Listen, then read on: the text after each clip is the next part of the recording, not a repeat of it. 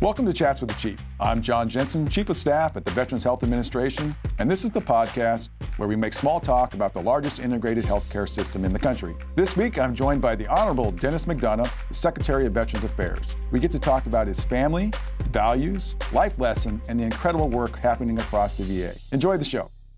Mr. Secretary, thank you so much for being here and taking the time out to be with us, and just really looking forward to learning more about you and sharing your story with our employees that really are excited to have you on board. I'm very excited to have you on board, and just been a great time. And as you first came on board, to get to know you, and to see how you lead and lead this organization into the future. I'm really glad to be with you. Thanks for the opportunity. You bet. So maybe we could start off with, and I know you've done a couple things, but maybe you could start off with telling us a little bit about yourself, your family, those kind of ththings. Yeah. Well, look, I'm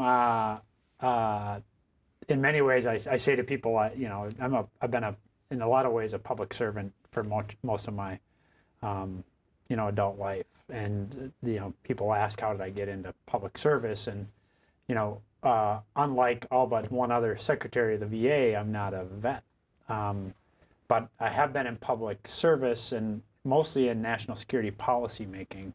And I tell people I got into that because of how I was raised. I was raised in a small town in Minnesota, right on the Wisconsin border, which tells you the first most important thing, which is I understand the importance of borders, because just on the other side of that border are hundreds, even thousands of rabid Packer fans. Yeah, there are. So, you have to defend your family against those. You have to those crazy fans. You have to defend your honor, and you have to defend the Vikes. And so that's the first thing. I understand the importance of borders. The second thing is I grew up as one of 11 kids in my family. So I learned very early about the importance of alliance management.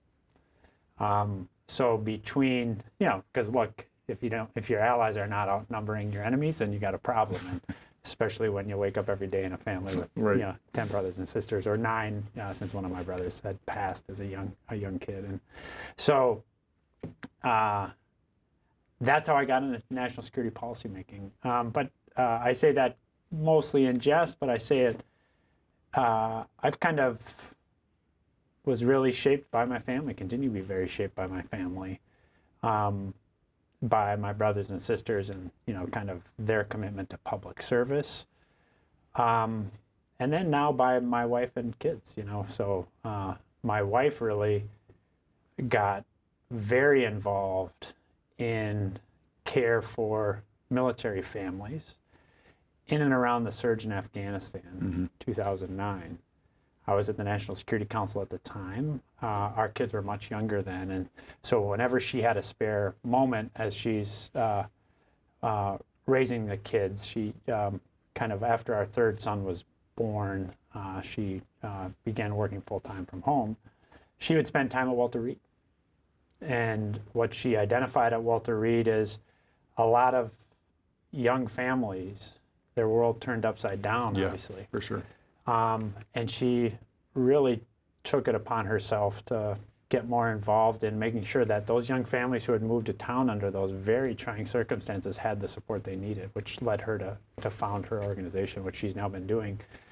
And it's really, frankly, because of her work that, which the president was familiar with, that led him to ask me to do this job. Wow.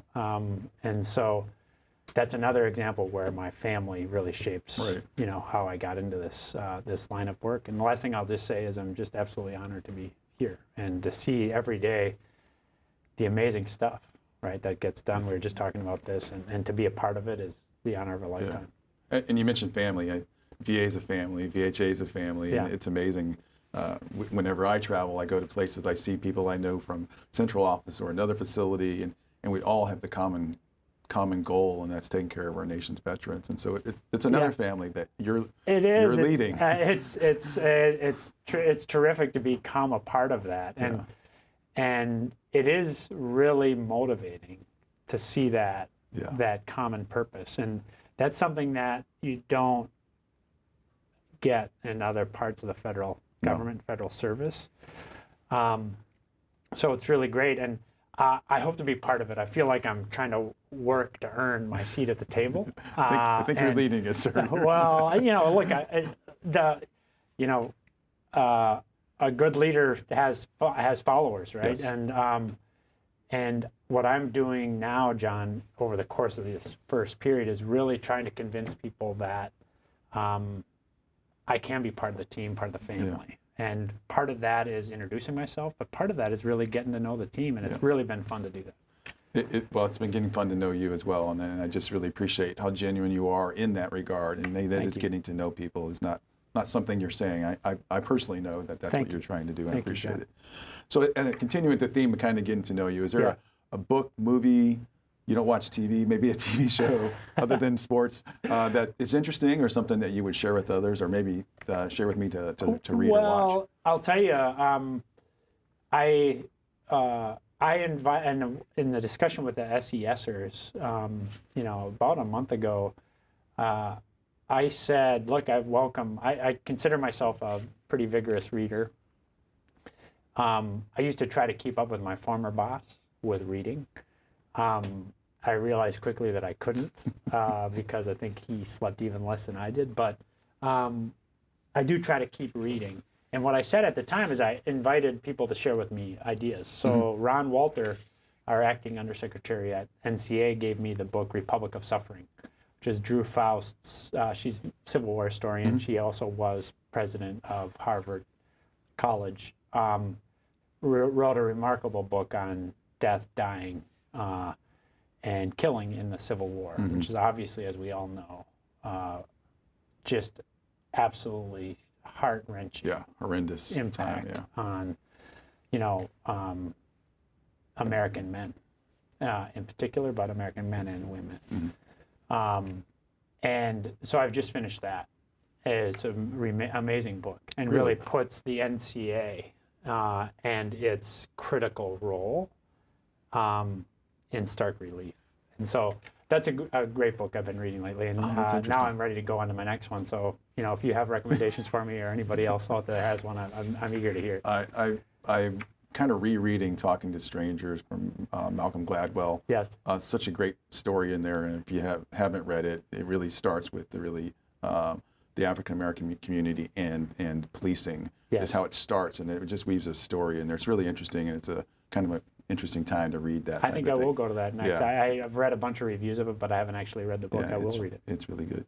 And the book title for that you just finished? The Republic of Suffering. Republic of Suffering. The interesting thing too is that the Civil War also had created so many advances in healthcare as well, from having deal with such traumatic wounds, et cetera. And it's been interesting to read on that as well. Yeah. Well, what do they say? Necessity is the mother of all invention, right? And as sad as that is, it is true, especially in healthcare, in and around the wars we fight. And I will say, I was reading the clips this morning, and there's a reference to VHA's innovation in care, home-based care, right? And it's great. It's been great to see that great video of one of our teammates administering vaccine in rural Texas, and just having him narrate, driving out to that vet's home, narrating what an honor it is to do what he's doing. So I had that very much in my mind as I was reading one of the clips this morning that said VA is the Tesla of home care. And what the person was asserting was that innovation in home care is really being led by VA, by VHA. And that's a great thing. It is a great thing, and I think we pride ourselves in our geriatric care, which is unique, and we're able to do so much more than many other organizations are. Yeah. And home health, I think, is our next kind of really venture to really even get better at that. Yeah, I mean, if you look at the performance at the CLCs during the pandemic, great stuff, right? And I just met this great team of providers at the Dole VAMC in Wichita, and you and I had an exchange after that because they raised specific concerns about whether our regulations governing quarantining for our vets at the CLC there are different than the CDC's, and you and I are ironing that out, and I've really appreciated your help on that. And as good as the CLCs have been in keeping COVID out of our CLCs and during the full run of the pandemic, which is really something I think VA should be proud of. Yeah, definitely. Fact is that the future of healthcare is to make sure that people can stay in their homes. Stay as long as possible. And That's right. I think we're really innovating there too. I agree. And I think it's really exciting. It really is. And you mentioned about the CLCs. We also helped in community nursing homes with that same expertise that took place. And even raising the issue that you did from when your visit from Dole, it really showcases our teammates. Yeah. That their concern is for the veterans, to Yeah. make sure the veterans are feeling, and their families are cared for appropriately. So it was great to have that dialogue and exchange about how we can make it better. It was great, John. Yeah. They didn't raise with me anything about themselves, right? Right. Exactly. They raised with me their concern that their vets might not be getting their interaction with family members the way that they really wanted. Our teammates want our vets to have it. And so I just, to the crew out there in Wichita, I was so impressed by them and so grateful for them raising those questions. Testament to just the amazing people we have working. Agree with that. Agree with that.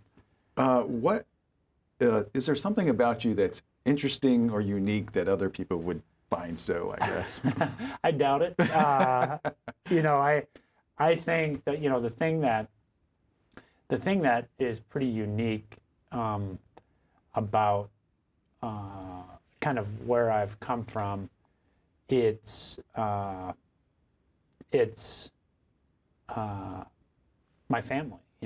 It's not a lot of people grow up with 10 brothers and sisters, and obviously, my wife, my kids are awesome. But what's really cool about raising my kids is not only being able to do it with Kari, my wife, but also the fact that my kids kind of fall in on this big extended family, to include my wife's side, but also my brothers and sisters. It's cool to be able to rely on them in that way. So I continue to lean very much on my brothers and sisters to this day. And one thing that's kind of interesting about that is I think the pandemic, if anything, has drawn us closer. We're kind of spread out across the country now. Right. But the pandemic has drawn us closer because of the use of technology. Yeah. And so we get together every Sunday afternoon for Mass on Zoom, and it's a really nice thing to have that to check in with as a crew.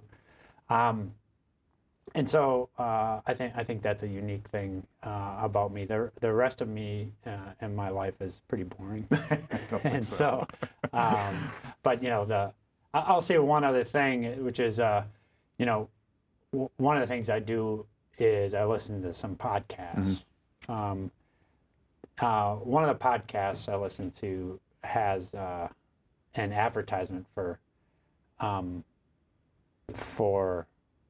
think it's for beer, and it says, like, the tagline is something like, "It's not worth it if it's not fun," or something like that. And I always think to myself, actually, I don't think that's true. Oh.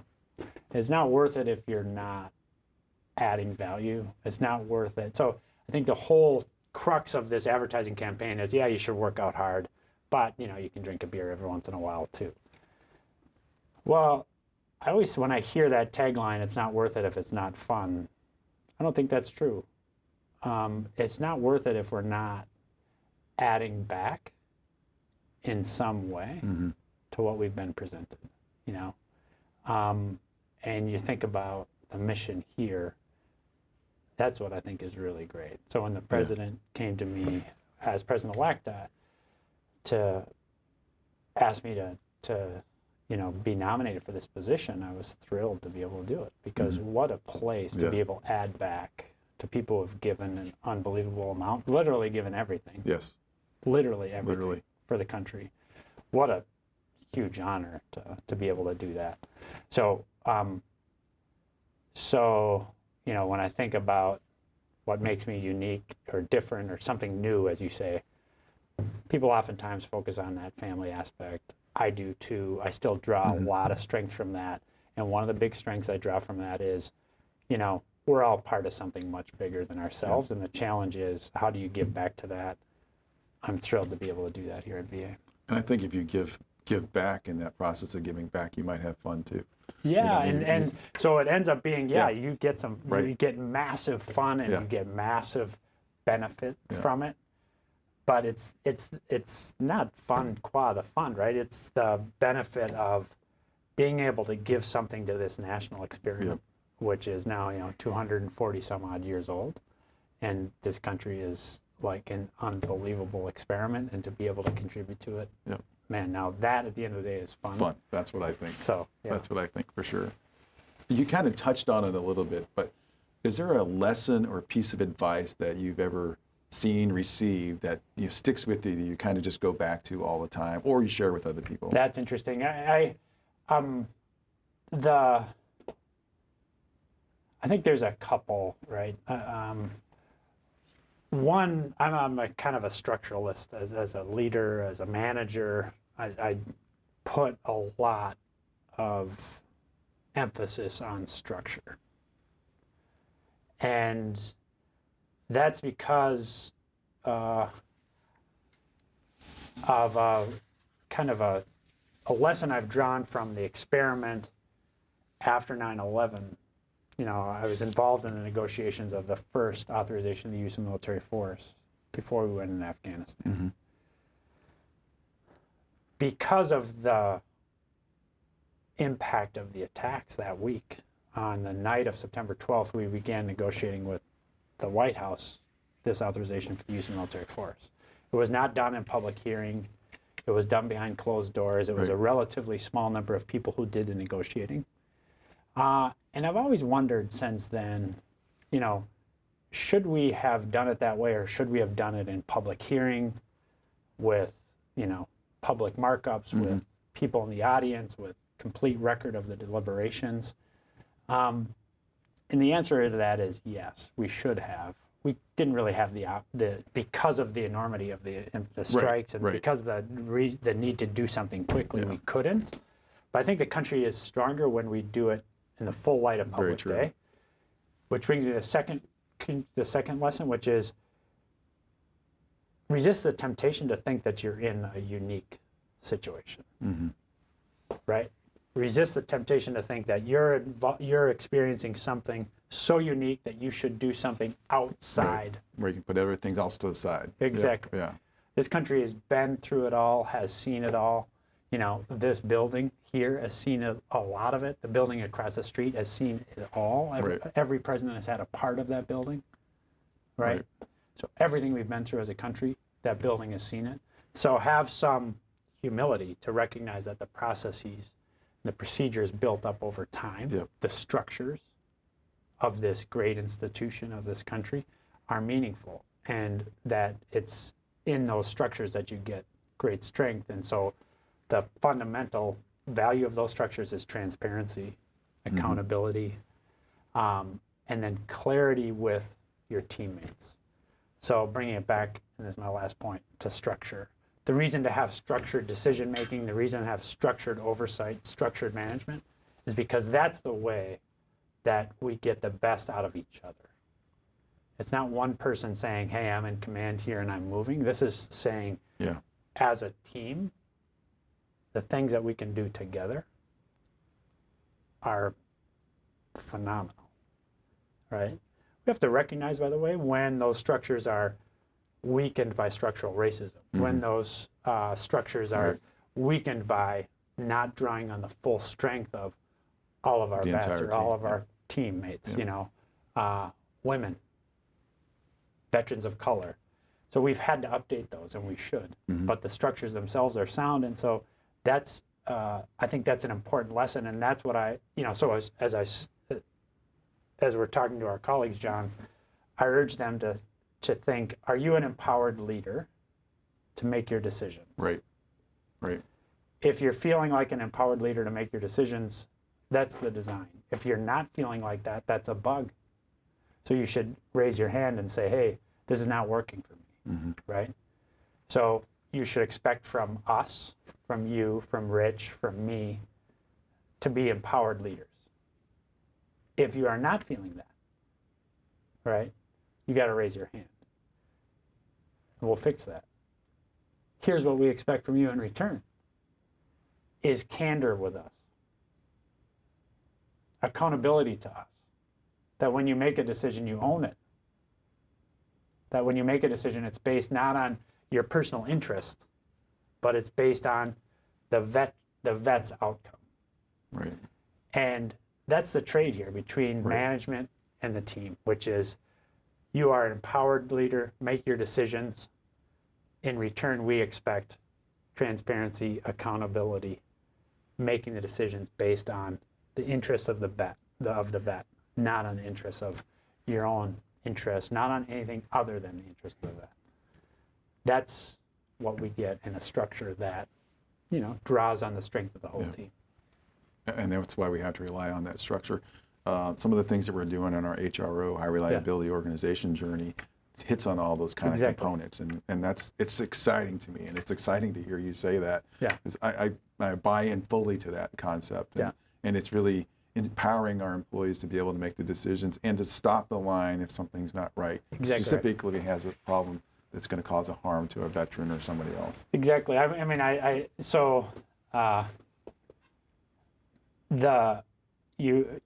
read these management books and talk to managers and real leaders.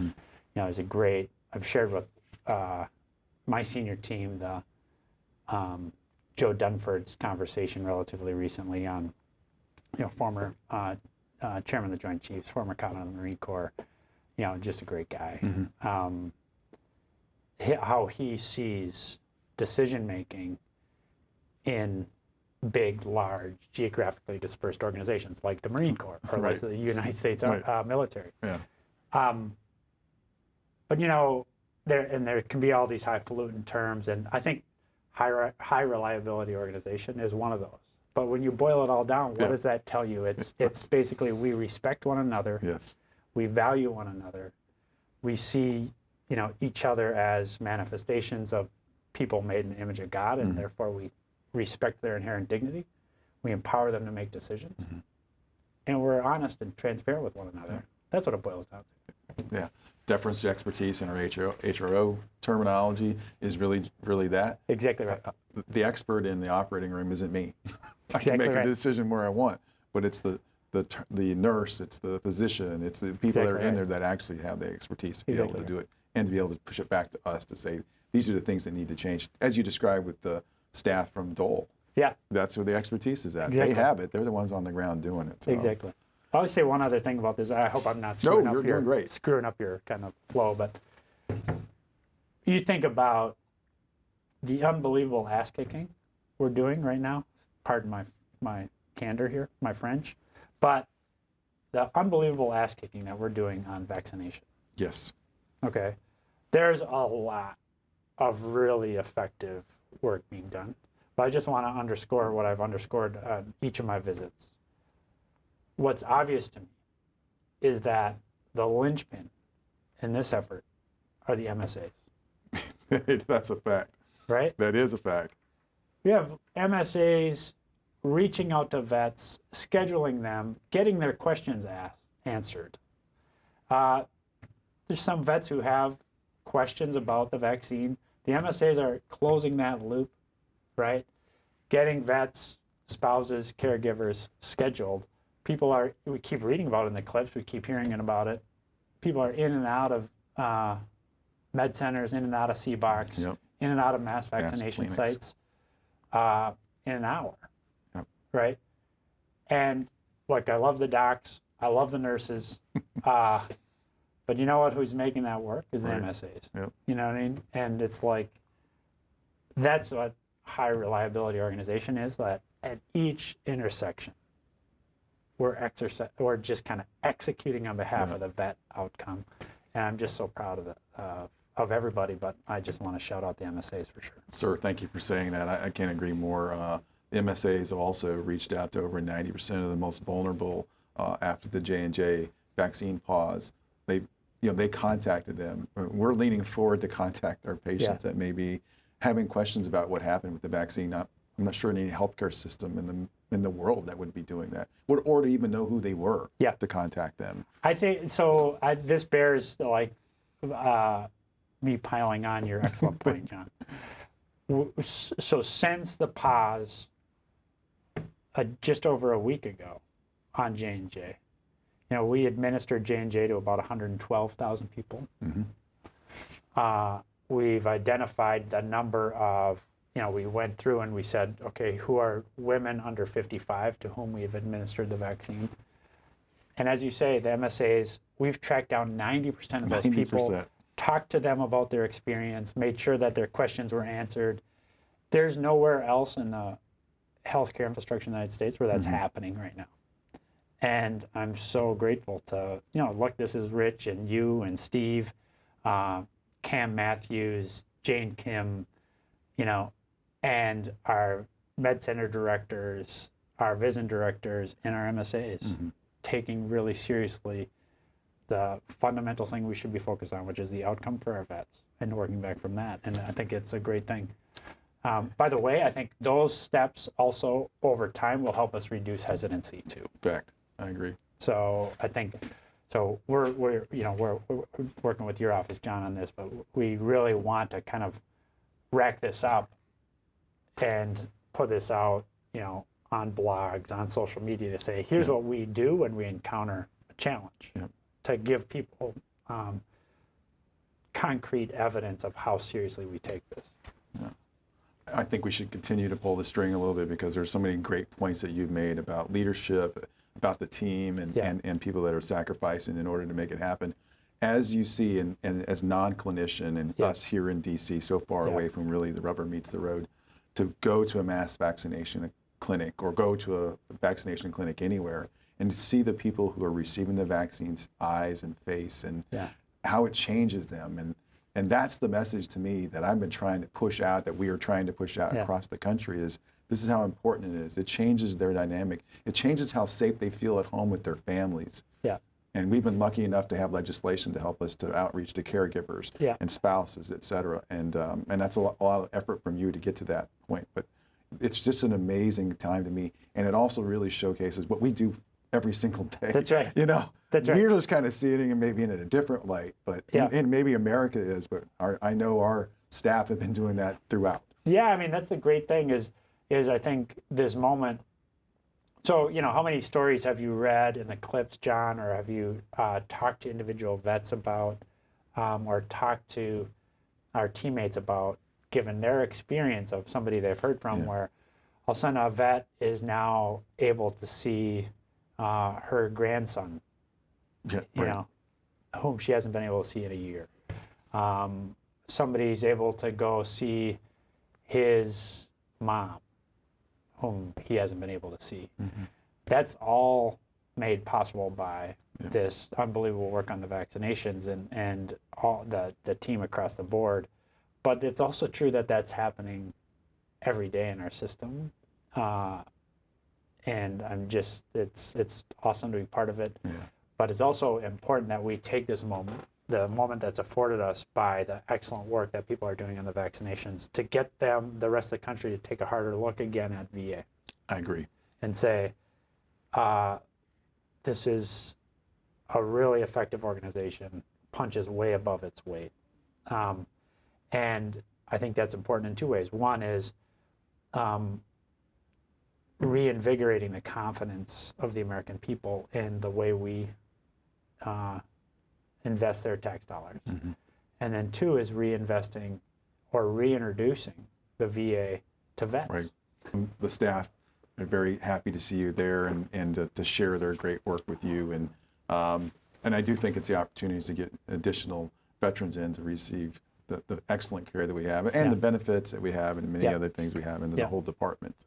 It's just been amazing to see through the pandemic and kind of maybe in the low parts of my time on this earth, of the things that have happened in the country over the last year, the pandemic and social unrest and now kind of seeing the sun starting to shine a little bit with the vaccine and other things that are going on socially in this country. But what do you see for the VA in the future, in the next year or 2 years? What do you kind of foresee happening or exciting opportunities for us in the future? It's interesting. I just had a meeting. I just had a discussion with Meg Cabot, who is senior advisor for families, caregivers, survivors. There's not been this position before, and we have to add some new positions because you got to get the new guy up to speed, and so some of these new positions are because of my weakness. Some of these new positions are to really manifest in a person the president's interests in really broadening the aperture. But here's the one thing that really excites me. We're in the middle of a debate right now in the country, really, about trust in institutions and trust in kind of the traditional belief we have in this country, which is the next generation is going to have greater opportunity than the current generation. Right. Here's what I believe entirely. I have 4 grandparents who are immigrants. They saw my mom and dad do things that they would have never been able to do. Sure. My mom and dad have seen, or they were able to have seen me do things that they would not have been able to do. I have confidence and great hope that my kids will be able to do things that I haven't been able to do. There's an institution in this country that makes that possible and has made that possible for generations of veterans, and that's VA. Right. That's VA through the provision of health care. That's VA through the provision of benefits through VBA. If you just think of access to college afforded by the GI Bill, and now access to college for dependents of vets through the GI Bill, and what that's translated to in terms of economic mobility or access to VA guaranteed home loans, and what home ownership and the wealth creation that comes with home ownership means. So what I really want to spend time on over the course of these next several years is highlighting the way the VA has established a well-trodden path to the middle class for the American people. And making sure that all of our vets of color, women, LGBTQ vets, have access to all of our services to optimize that pathway. Because that's the debate that's happening in the country right now. There's people who feel that they do not have access to that pathway, that they're blocked for whatever reason. Well, what I want to say, and what I want to say because everybody in this building and across the country proves every day, is we are help along that pathway to the middle class, and I want to make sure that we lift that up. Yeah. I think it's so important. I'm personally benefited 2 kids through college because of the GI Bill. I'm on my 3rd home loan through VA home loans, and I wouldn't kind of have the ability to do these things otherwise. Well, think about your home loan too, John. Think about the wealth that you've accumulated by virtue of having that mortgage, right? You've accumulated the wealth to you and to your family of the appreciation of your real estate, of your home, right? Well, we make that available to people through VA guaranteed loans, mortgages. Historically, we've made that available to vets who would not have had that option on the open market. Now, here's the underside of that, which is too often vets of color were denied access to that pathway. And so we should do some accounting for that. And as important as the accounting for that, we should make sure that we are damn sure that our vets today, every vet that wants access to those services and qualifies for those services, gets them. And that requires us to be really aggressive in our outreach, take advantage of things like the vaccination campaign to reintroduce people to the VA across the board. But it also means that we ought to take a hard look at this question of character of discharge. Right? We've seen now a series of reports. The last one I saw was from the Air Force. Then I saw one from the Marines, where they've gone and taken a look at their character, the character of their discharges and the relationship between discharges other than honorable and race, and they see overlap on other than honorable and race. Interesting. And so we have to ask ourselves, okay, if that's the case, Right. have people been denied rightful access to our programming? Mm-hmm. Let's fix that, right? So we're in the process of thinking through regulations in that to that extent. It's a really important question for us. And what it boils down to is, how do we make our services, this great excellence we've been this great service, this excellence, this capability, this execution that we've been talking about, available to more vets? And when you think about our opportunities there, I'm really excited about that. Yeah, I can't agree more. You know, we've done some of that in our mental health and suicide prevention for other than honorable discharges on the Yes. health side. Interesting to be able to do the same outreach to it. And I always looked at it as a veteran, when you sign the dotted line and you raise your right hand into your kind of your earlier comment, you're willing to give it all. Yep. All. Yep. And there should be some accountability to that. Yep. Maybe on both sides, but there definitely needs to be a piece where we have to stand up for their willingness to do that on the onset. Absolutely. And that's what we did when we reached out to OTH veterans on suicide prevention and mental health in order to ensure that they are also being outreached to, because we can't afford to lose them to Exactly death right. by suicide, nor anyone else for that matter. Exactly right. And that is a commitment that we have the great honor of being able to execute against, right? And so that it's just the opportunities here. So when you think, you know, we're going back to the question you asked, which is, what do you see for the next year? What do you see for the next 2 years? We got to just keep executing on core course. Yep. Provision of world-class healthcare, provision of timely provision of benefits, provision of final resting place, which is a lasting tribute to our vet service, VHA, VBA, NCA. And then we have to ask ourselves, how are we widening access to those 3 courses? Yep. How are we finding vets who we didn't reach initially? How do we get them? How are we finding vets who were denied access unfairly? How are we making sure that we're like reaching that next person, that next vet, and we're just expanding that kind of that core excellence? That's pretty awesome opportunity. It's exciting to continuous research for excellence. Yeah. We're always out there looking for how we can even be better, and that's what excites me and makes me happy. Yeah, when you think about, you see these great people across the enterprise. That's all I want to do is facilitate them to keep doing what they're doing so well, and they want to find the next kind of threshold. Let's make sure we're doing that, and let's make sure that we're managing the risk here, managing the risk, you know, on the Hill, managing the risk in the press, to allow them to keep doing that. And that's the exciting part, you know, because there's just more and more you can do. This isn't like an experiment. This is proven. Right. Right. Right. VHA has proven itself. VBA has proven itself. NCA has proven itself. So how do we then take that proven capability and make it more broadly available? Right. I think that's the leadership challenge that I have, and I really look forward to it.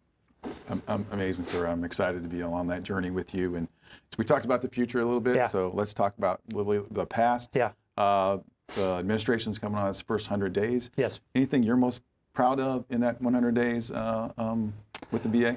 Oh, I'll tell you, the thing I'm super proud of is the vaccination effort. I just am so I'm so impressed with this, and I just hasten to add here, this has nothing to do with me, right? And this has everything to do with the VHA professionals who are just crushing it. So that I'm really proud of. I got an email today from Tom Murphy updating me on where we are on the backlog on claims processing. He, noted, and Mike Frew noted on our morning call this morning, that we're below 200,000 on that backlog for the first time in over a year. Right, that's Fantastic. exciting. Yeah. So VBA is crushing it. Now we need some help on VBA. We need to make sure that Archives is getting us better access in College Park. We need to make sure that PRC is getting us better access out in St. Louis. We need the Naval Historical Command, Navy Heritage Historical Command is getting us better access out in St. Louis.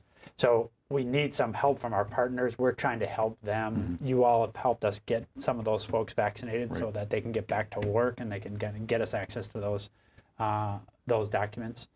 So we need help from them to keep this trend line down, but the trend line is unmistakable at VBA. So I'm really happy about that. And then I'll tell you, at NCA, they've also run up against some records access questions, although we're really working at those. But NCA has just continued to perform. Definitely. It's like just keeps performing with excellence. And so, if you ask me what I'm most proud of in these 100 days, vaccinations,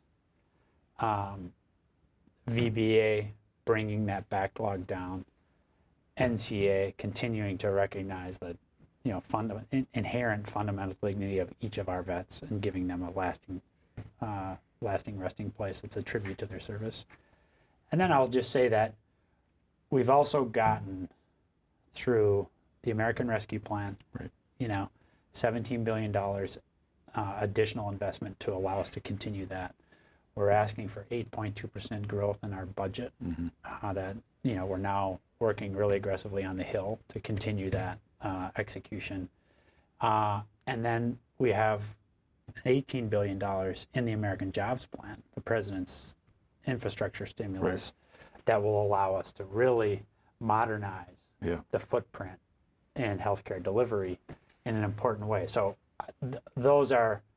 I'm proud of that work too, but there's execution on the rescue plan that we have to be really focused on, and then we still have to get the funding in the budget, and we have to get the funding in the infrastructure plan. And when we do, that's another opportunity for us to really expand this excellence. Yeah. Well, I think all those things are laying the groundwork for a fantastic future. Yeah. And we have this, as you said, kind of in the previous segment, talk about creating opportunities for excellence in other opportunities. And so we've laid out all the baseline. We have the processes in place, and now it's just to get to the run part of it. Just grow. And as I say, this is not trying to prove concept. Right. The concept's proven, right? This is about looking for new places and new additional vets to ensure they have access to this excellence. And that's really what I see as our core demand. That's exciting, sir. Yeah. I'm really excited for the future. I think you've laid it out perfectly here. We have a lot of the processes in place, and you've provided us the resources to do so many things, and so I'm looking forward to what the future holds for all of us. Thanks so much, and especially our VA. Thank you, Mr. Secretary, for joining us. Thank you for watching. Special shout out to our studio team for the great work they do. See you next time, and thanks for listening. I hope you enjoyed today's conversation. A huge thank you to all of you for listening, to Secretary McDonough and our broadcast team for their production support. Join us next time where we get to chat with Dr. Norman Hooton, an Army veteran and VHA supervisory pharmacist with quite a story to tell. See you next time.